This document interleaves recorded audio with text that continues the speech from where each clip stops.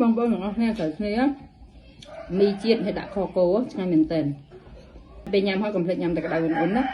ចាសួស្តីបងប្អូនទាំងអស់គ្នានេះជារបៀបដែលខ្ញុំធ្វើខគោខ្ញុំប្រើស្ករត្នោត30ក្រាមទឹកប៉េងប៉ោះ10ក្រាមអំបិល1ចុងស្លាបព្រាម្រេចហើយនឹងទឹកត្រីកូរចូលគ្នាឲ្យសព្វគ្រឿងណាហើយខ្ញុំដាក់ពោចកាក់ហើយនឹងមើមខ្ទឹមចូលពេលដែលឡើងក្រហមហើយឈ្ងុយល្អខ្ញុំចាក់សាច់គោ800ក្រាមចូលពេលសាច់គោនឹងដាច់ទឹកល្អខ្ញុំដាក់ប៉េងប៉ោះចូលមកហើយបន្ថែមទឹកបន្តិចផងបិទគម្របទុកមួយអន្លើហើយក៏ដាក់ការ៉ុតចូលទៀតហើយរងាស់ថែទឹកថែភ្លើងរហូតដល់វាឲ្យលួយល្អបែបនេះគឺឆ្អិនជាការស្រេចដល់ពេលឃ្លានល្មមខ្ញុំស្រុះមីមកកញ្ចប់មកហើយដាក់សណ្តែកបដោះបន្តិចមកបន្តមកទៀតខ្ញុំដួសខគោនឹងដាក់ពីលើដាក់ទឹកម្ទេសហើយក៏ដាក់ជីអាណារួចហើយថែមម្រេចបន្តិចទៀតច្របាច់ក្រូចឆ្មាបន្តិចទៀតច្បល់ចូលគ្នាចាំងនេះរសជាតិគឺជាមីខគោគោកឆ្ងាញ់មែនតើអញ្ចឹងបើចាប់អារម្មណ៍បងប្អូនអាចធ្វើបានណាអរគុណច្រើនដែលតែងតែតាមដានវីដេអូរបស់ខ្ញុំសូមជូនពរឲ្យសុខភាពល្អជម្រាបលា See you next video